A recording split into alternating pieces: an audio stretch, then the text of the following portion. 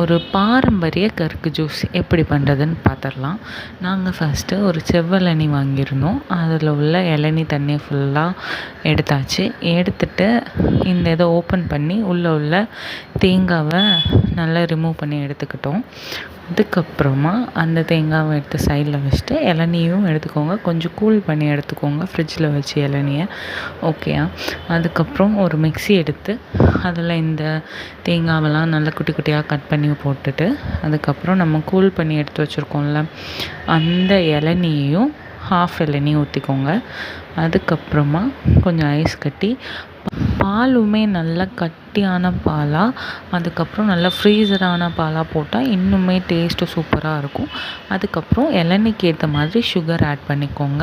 அதுக்கப்புறம் மிக்ஸியை பல்ஸ் மோடில் போட்டு அரைச்சிக்கோங்க, இல்லைன்னா கட்டி கட்டியாக இருக்கும். இது செம்ம திக்காக இருந்துச்சு. ஒரு ப்ராப்பரான கருக்கு ஜூஸ் மாதிரி இருந்துச்சு.